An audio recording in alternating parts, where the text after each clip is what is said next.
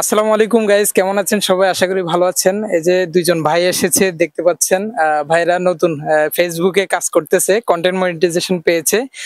তো কিভাবে পেয়েছে তাদের সফলতার গল্প শুনবো। ভাই আসসালামু আলাইকুম। ওয়ালাইকুম সালাম। আপনার নাম? আমার নাম মোহাম্মদ রফিকুল ইসলাম। আমার পেজের নাম হচ্ছে রফিকুল ইসলাম। কোথা থেকে এসেছেন? আমি ফেনী থেকে আসছি, তবে আমি ফেনীতে চাকরি করে বাড়ি হলো পরশুরাম। আসসালামু আলাইকুম ভাই। ওয়ালাইকুম সালাম। আপনার নাম? আব্দুর রহমান। তো ফেসবুকে আপনারা কতদিন ধরে কাজ করছেন? ফেসবুকে প্রায় আমি আজকে 15 বছর ধরে কাজ করতেছি। আপনি?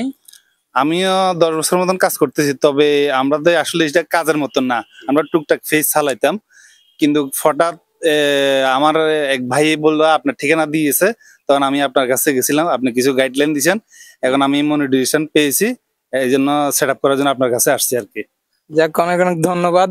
দুজন ভাই দুইজনকে সেট আপ করে দিয়েছি মোটামুটি।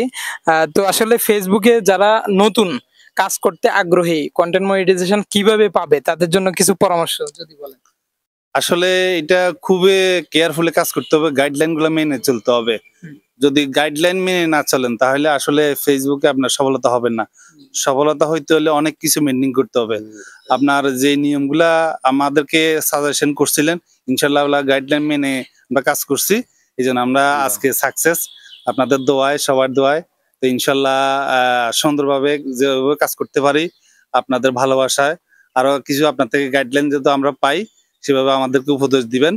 জি জি, ধন্যবাদ। আসলে সত্যি অনেক খুশি লাগছে যখন আসলে কাছের মানুষ, ভাই বন্ধুগুলা কন্টেন্ট মনিটাইজেশন পায়। আসলে ফেসবুকের কিছু নিয়ম নীতি আছে, গাইডলাইন আছে, এগুলো যদি মেনে সঠিকভাবে কাজ করতে পারে, প্রত্যেকদিন রেগুলারলি পোস্ট এবং কি সেনসিটিভ যে কোনো কন্টেন্ট এগুলো দেওয়া যাবে না, এইসব কিছু গাইডলাইন এগুলো যদি সবকিছু মেনে চলতে পারে, কাজ করতে পারে, তাহলে মনিটাইজেশন পাওয়াটা আসলে বেশি কষ্টসাধ্যকর না। কি বলেন? জি জি জি।